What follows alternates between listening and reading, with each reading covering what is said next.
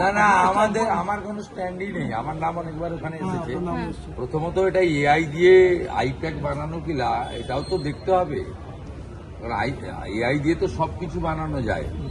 কিন্তু সেখানে মধ্যপ্রদেশের মুখ্যমন্ত্রী, আমার কথা ছেড়ে দেন, মধ্যপ্রদেশের মুখ্যমন্ত্রীর কথা বলা হয়েছে, একবার পিএমের কথা বলা হয়েছে। এই গুরুতর অভিযোগ। হুমায়ুন কবির কি করবেন জানি না। ওনার এটা সেন্ট্রাল ফরেন্সিক ল্যাবে তদন্ত এবং সিবিআই তদন্ত দাবি করা উচিত। মধ্যপ্রদেশ সরকারেরও উচিত এটা স্পেশাল ইনভেস্টিগেশন দেওয়া, এবং এই আইপ্যাকের যারা এগুলো কারবারটা করেছেন বা এআই দিয়ে বানিয়েছেন, এআই কিনা দেখা দরকার আছে। ভালো হয়েছে, রাজ্য সরকার এটাকে সিবিআই তে রিকমেন্ড করুন। সিবিআই যদি মনে করে এখানে মানি ট্রেল হয়েছে, তাহলে ইডিকে তারা ইডিকে হ্যান্ড ওভার করবে।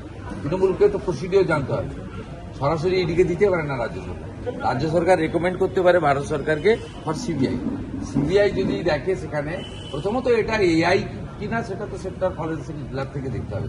এবার আমার কোনো মন্তব্য নেই। এটা মমতা ব্যানার্জির বি টিম হুমায়ুন কবিরের লড়াই বাবরি মসজিদ নিয়ে, আর আমাদের বক্তব্য হচ্ছে বাবরের নাম লিখতে দেব না আমরা। একদম single point agenda, single point agenda যে বাবরের নাম আমরা এখানে লিখতে দেব না। হিন্দু মন্দির বানাক, মুসলমান মসজিদ বানাক, উই হ্যাভ নো অবজেকশন, কিন্তু বাবরের নাম লিখতে দেব না। বাবর মোগল পাঠানরা ভারতকে লুট করেছে, ধর্ম পরিবর্তন করেছে, মন্দির ভেঙেছে, মা বোনের ইজ্জত নিয়েছে, তাদের কোনো ক্ষমা নেই।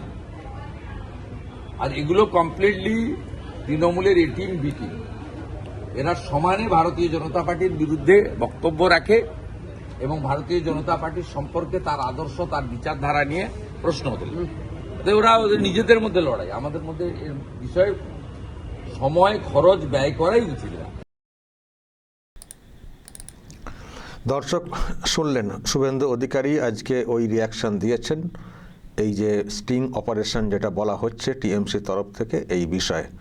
হুমায়ুন কবিরের সঙ্গে বিজেপির যোগ, টাকা পয়সার লেনদেনের কথা হয়েছে এবং বাবরি মসজিদ নিয়ে উনি যে একটা সেন্সেশন তৈরি করতে চাইছেন জাস্ট পলিটিক্যালি, এই টাইপের একটা ব্যাখ্যা, মানে মুসলিম ভোটকে টানার জন্যে এইসব করা হচ্ছে বা হুমায়ুনকে দিয়ে বিজেপি করছে বা হুমায়ুনও নিজের স্বার্থে নিজের জাতকে বিক্রি করছেন বলে একটা ন্যারেটিভ টিএমসি সামনে এনেছে। তো তার ব্যাখ্যা শুভেন্দু অধিকারী, ব্যাখ্যা বলতে একটা রিয়াকশন উনি দিয়েছেন। দেখুন, উনি শেষ অংশে যেটা বললেন যে এটা ওদের ব্যাপার, কারণ আমরাও ওই বাবরি মসজিদ যেটা, তাতে আমরা সমর্থন করি না। আমরা চাই মসজিদ হোক, কিন্তু বাবরের নামে না। বাবর লুট করেছেন এখানে, ফলে তার নামে এখানে মসজিদ হবে সেটা আমরা চাই না। তো মানে এটা উনি বললেন শেষে, কিন্তু প্রথম অংশে যেটা উনি বলেছেন যে এত বিরোধ থাকা সত্ত্বেও, মানে হুমায়ুন কবিরের সঙ্গে বিরোধ আছে, ওনার লাইনের সঙ্গে এনাদের লাইন মোটেই মিলছে না, ওনাকে সাপোর্ট করেন না, বিশেষ করে এই বাবরি মসজিদকে সামনে রেখে, কিন্তু ওটাও বললেন যে এটা এআই ভিডিও কিনা সেটাও দেখতে হবে। মানে টিএমসির এ টিম বি টিম, কিন্তু তবুও সেই সব বিষয়কে মাথায় রেখেও এটাও বললেন যে এটা এআই কিনা সেটাও দেখতে হবে, উচিত তদন্তে বা ফরেন্সিকে এটা পাঠানো। আসলে টিএমসির এ টিম বি টিম সব আছে, মানে এইটা যেমন আছে তেমনি টিএমসি কি করতে পারে না, টিএমসির শাসক শিবির। দেখুন, এ টিম বি টিম তো এ বি তো পরে, মূল যে টিম টিএমসি, তো এরা কি করতে পারে না, মানে এটা নিয়ে কোনো নেই অনেক মানুষের, মানে কি নাই করতে পারে এরা। কারণ এরা এত অনেককে মানে ফাঁসানোর জন্য সব কর্মকাণ্ড করেছে, ফলে এখন হুমায়ুনের সঙ্গে বিরোধ থাকলেও, হুমায়ুনের কর্মসূচির সঙ্গে বিরোধ থাকলেও বা হুমায়ুন সম্পর্কে আমাদের অন্য ধারণা বা ভাবনা থাকলেও, হয়তো ওর সম্পর্কে আর বেশি কিছু বলতে চাইও না, কিন্তু তবুও ওই একটা এআই কিনা এই প্রশ্নও কিন্তু শুভেন্দু অধিকারী তুললেন। আর ওই যে ভিডিও, সেখানে শুভেন্দুর নামও বলা আছে, যে শুভেন্দু সব কথা হয়েছে না কি হয়েছে এরকম বলাও আছে ভিডিওতে, বিজেপির নানা সব লোকজনদের নাম ওখানে বলা আছে। তো শুভেন্দু অধিকারী ওটাও কিন্তু বললেন যে এটা এআই কিনা সেটাও দেখতে হবে, খতিয়ে দেখার ব্যাপার আছে। এবার দর্শক, আমি যেটা বলতে চাই, এটা তো হলো যেটা আমরা বুঝতে পারছি যে এআই হোক আর যাই হোক, মানে হুমায়ুন কবিরকে ঘায়েল করার জন্য টিএমসি শেষ মুহূর্তে একটা চাল চেলেছে। তাদের সংস্থা আছে, খুব প্রফেশনাল সংস্থা বলে দাবি করা হয়, যদিও তাদের নামে সব এজেন্সি দেখছি এসছে তদন্ত করতে, আইপ্যাক। তো হতে পারে তাদেরকে দিয়ে এইসব করানো হয়েছে ঠিক ভোটের মুহূর্তে, মানে এইভাবে দেগে দিয়ে মুসলিম ভোটটাকে যদি টানা যায়, হয়তো সেই চেষ্টাটা হয়েছে। এটা সেই চেষ্টার অংশ, এটা হয়তো দর্শক আমি বলতে পারি। কিন্তু আমার আর একটা আশঙ্কা কোথাও হচ্ছে, আশঙ্কাই বলবো, কারণ দেখুন আমরা পরিবর্তনের পক্ষে, তো পরিবর্তনের পক্ষে বলে যারা পরিবর্তনের জন্য লড়ছেন, যাদেরকে সামনের সারিতে দেখতে পাচ্ছি, কেউ মানে হেড অন লড়াই দিচ্ছেন, কেউ সাইডে ভোট কেটে নেওয়ার লড়াই দিচ্ছেন, বা ভোট কেটে নিজেরও খানিকটা উত্থানের লড়াই দিচ্ছেন। কিন্তু আমরা অঙ্ক কষছি যে এদিকে হেড অন লড়াই, ওদিকে একভাবে লড়াই, সেখান থেকে কিছু ভোট মাইনাস যদি হয় টিএমসির থেকে, সেখান থেকেও একটা রেজাল্ট বেরিয়ে আসবে। ফলে আমরা এইসব অঙ্ক কষে যাদেরকে আমরা সামনে দেখতে পাই তাদের হয়ে আমরা খবরগুলো করি, কারণ আমরা যেহেতু পরিবর্তন চাই। তো সেই হিসেবে হুমায়ুনের খবর আমাদের আরামবাগ টিভিতে প্রাধান্য পেয়েছে।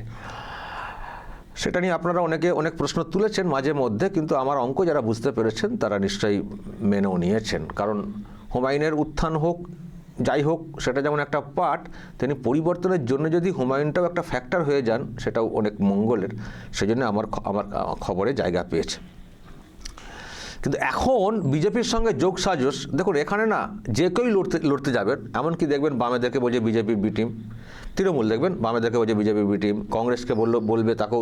এখন দেখবেন কংগ্রেস ওখানে একসঙ্গে ওনারা আছেন তো ইন্ডিতে, এখানে কংগ্রেসকে জিজ্ঞাসা করুন কংগ্রেসের ব্যাপারে, বলবে বিজেপির বি টিম। মানে টিএমসির বিরুদ্ধে যারাই লড়বে তারাই বিজেপির বি টিম, আর টিএমসির বিরুদ্ধে যারাই বলবেন তারাই বিজেপির লোক। সেটা আমাদেরকেও বিজেপির লোক বলে টিএমসি দেখার চেষ্টা করে। আর এখানে হুমায়ুনকেও বিজেপির লোক বলে জাস্ট মুসলিমদের মনে যে ভয়টা ধরানো, সেটাকে ধরানোর চেষ্টা হয়েছে। তার জন্য ওনারা এইসব ভিডিও করেছেন।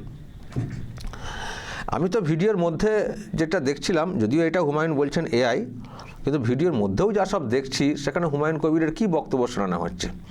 হুমায়ুন কবিরের বক্তব্য শোনানো হচ্ছে যে মুসলিম লোকেদের জন্য কিছুই করেনি মমতা বন্দ্যোপাধ্যায়, কিছুই করেননি, এবং আমরা পরিবর্তনের পক্ষে।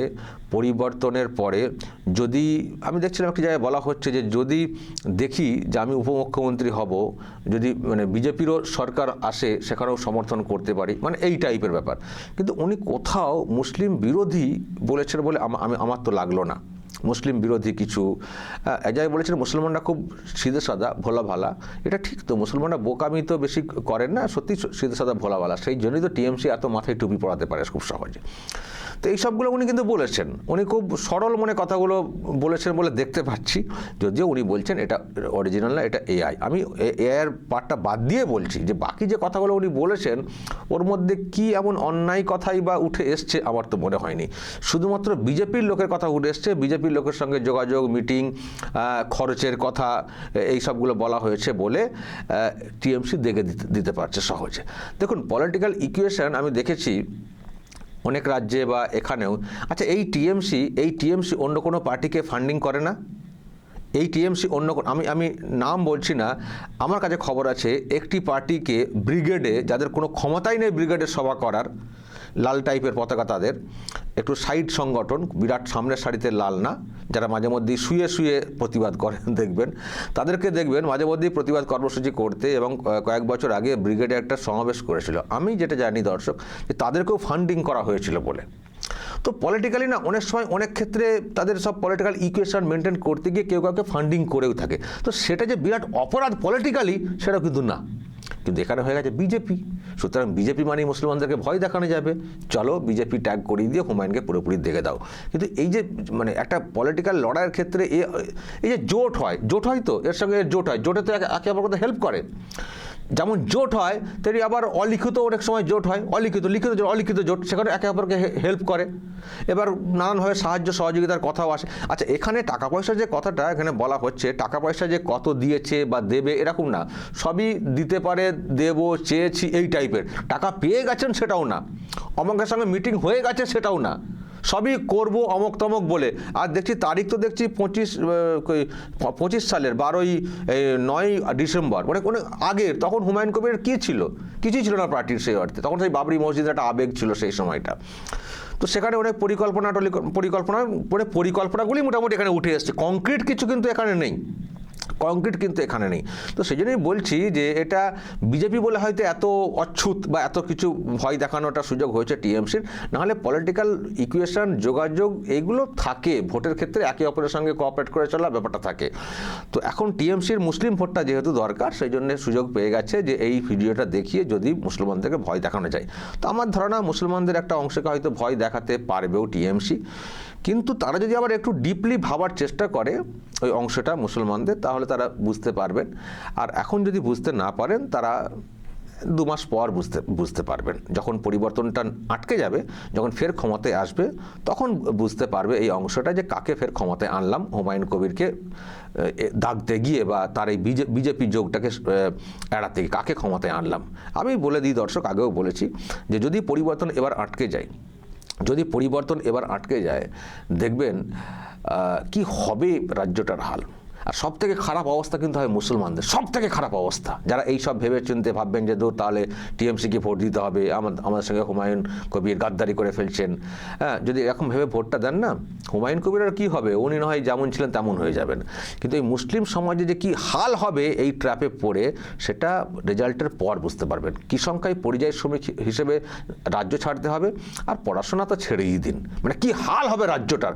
যখন এই রকমই আমরা আমার অদ্ভুত লাগে, আমার সবাই চোখের সামনে দেখতে পাচ্ছি রাজ্যটার কী হাল, কিন্তু আবার দেখছি কখনো কখনো এমন সিচুয়েশন তৈরি হচ্ছে যে মনে হচ্ছে পরিবর্তন আটকে যাবে। আটকালে কাদের জন্য আটকাবে? এই মুসলমানদের জন্য আটকাবে।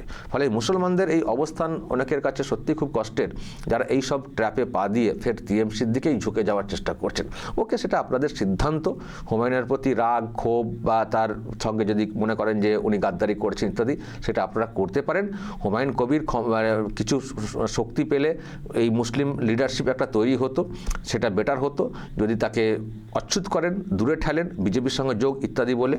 আচ্ছা, আমি বলছি, উনি যদি বলে থাকেন যে বিজেপি যদি আমাকে উপমুখ্যমন্ত্রী করে, ওদের যদি সংখ্যা না থাকে আমি ওদের সঙ্গে যাব, তো গেলে মুসলিম সমাজের কি ক্ষতি হবে না লাভ হবে? টিএমসিতে সারেন্ডার করে দিয়ে কি করছেন সিদ্দিকুল্লাহ চৌধুরী, ববি হাকিমরা যে বড় বড় কথা বলছেন, তারা মুসলিম সমাজের জন্য কি করেছেন?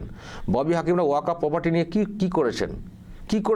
সিদ্দিকুল্লাহ চৌধুরী মুসলিম সমাজের জন্য কি করেছেন? বরং যদি হুমায়ুন কবির তর্কের খাতিরে কথাটা বলছি, আমি আবারও বলছি, উনি কিন্তু এটাকে অস্বীকার করছেন এই ভিডিও, আমি তর্কের খাতিরে কথাটা বলছি। যদি বিজেপির সঙ্গেও কখনো জোট করেন হুমায়ুন কবির, সেই সম্ভাবনা খুব কম, কারণ বিজেপিও তো নাকি নেবে না বলে থাকে। আমি তর্কের খাতিরে সব ব্যাখ্যা করছি। তো নিজের যখন জোটে কেউ যাবেন, তার তো বাজি থাকবে, তো তার তো দাবি থাকবে, তো সেই দাবিতে যদি মুসলিম সমাজের উন্নতি ঘটে, তো সমস্যা কোথায়? কিন্তু না, বিজেপি খুব বাজে জিনিস, তৃণমূল কংগ্রেস খুব বলে, আর সেই তৃণমূল কংগ্রেসের উত্থান হয়েছে বিজেপির থেকে। তৃণমূল কংগ্রেসকে প্রশ্ন করুন না, আজকে বিজেপির থেকে ফান্ডিং ইত্যাদি নিয়ে হুমায়ুন কবিরকে দাগার চেষ্টা করছেন। আপনার দলে নেত্রীকে বলবেন বা ববি হাকিমকে বলবেন, আপনাদের দলে বিজেপির ফান্ডিং ছিল না একটা সময়ে? বিজেপির সহযোগিতা আপনারা নেননি? বিজেপির টাকা পয়সাতে আপনারা পলিটিক্যাল রাস্তাকে মসৃণ করেননি? প্রশ্ন করবেন, ওনারা এখন উত্তর দেবেন না, কিন্তু সব ওনারা ভুলিয়ে দেবেন আপনাদেরকে। কথা বললে অনেক হয়, কিন্তু কি আর বলবো, মুসলিম সমাজের একটা বড় অংশ সত্যি খুব সিধে সাদা, ভোলা ভালা, তাদেরকে খুব সহজে টুপি পরানো যায়। ফলে এই টুপি পরিয়ে হয়তো আবারও মুসলিম ভোটটাকে টানার চেষ্টা হবে হুমায়ুন কবিরকে অবিশ্বাস করে, এটা হয়তো একটা হবে। তো আমার কোথাও মনে হয়েছিল উনি যাই বলুন, যেভাবেই বলুন, হুমায়ুন কবির যদি একটা সত্যি লিডারশিপ তৈরি করতে পারতেন, সঙ্গে এসেছিলেন আসাদুদ্দিন ওয়াইসি, এবং এই শক্তি যদি কোনো সরকারের সঙ্গে জোটে যেতে পারতো, আমার মনে হয় মুসলিম সমাজের অনেক বেশি উন্নতি হতো। সেই জন্যে আমি এটাকেও কোথাও সাপোর্ট করছিলাম।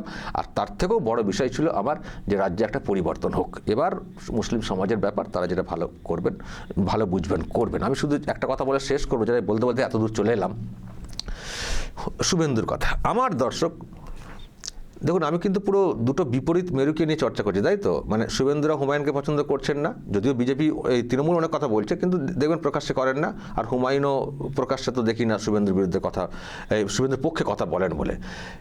কিন্তু আমি আমার দুজনেরই পক্ষে কথা বলছি। কেন বলছি বলুন তো? ওই একটাই কারণ, পরিবর্তনের জন্য। তো আমি যেটা বলছি দর্শক, যেমন হুমায়ুন কবিরকে ঘায়েল করার চেষ্টা দেখলাম তৃণমূল কংগ্রেসের তরফ থেকে, আমার কোথাও মনে হচ্ছে শুভেন্দু অধিকারীকেও কিন্তু এবার দেখবেন একটা কিছু টার্গেট করা হবে। শুভেন্দু অধিকারীকে দেখবেন একটা টার্গেট করা হবে। আমার প্রবল একটা আশঙ্কার জায়গা, আশঙ্কা আবারও বলছি, যেহেতু আমি পরিবর্তন চাই, আটকে গেলে সেটা অবশ্যই আশঙ্কার জায়গা। এই ভবানীপুরে যেহেতু উনি প্রার্থী হয়েছেন, দেখবেন আমার কোথাও মনে হচ্ছে যে শুভেন্দুর বিরুদ্ধেও দেখবেন কিছু একটা ভিডিও টিডিও হয়তো আনতে পারে, ওই মানে ভবানীপুরের ভোটের আগে। কারণ তৃণমূল সুপ্রিমো খুব কিন্তু দুশ্চিন্তাতে আছেন, ফলে উনি মরিয়া হয়ে থাকবেন যেভাবে হোক শুভেন্দু অধিকারীকে আটকানোর।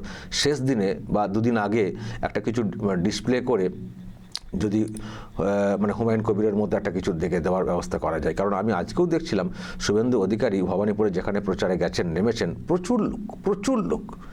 যতই মমতা ব্যানার্জি বলুন বাইরে থেকে 16টা লোক নিয়ে উনি আসেন, কিন্তু যা লোকজন দেখছি এবং ওনাকে ঘিরে যা উচ্ছ্বাস দেখছি, আমি দর্শক ভিডিওগুলো দেখছিলাম, অনেকক্ষণের একটা ভিডিও, দোকানে ঢুকছেন, সবাই যেভাবে ওনাকে আপ্যায়ন করছেন এবং উনি যেভাবে মিশছেন, বাচ্চা থেকে বুড়ো সকলের সঙ্গে যেভাবে মিশছেন, দর্শক মহিলারা যেভাবে সাড়া দিচ্ছেন, আমি কোথাও মনে করছি যে যেটা নরেন্দ্র মোদী আজকে বলে গেছেন যে ভবানীপুরেও আমরা জিতবো, সেটা কিন্তু হবে।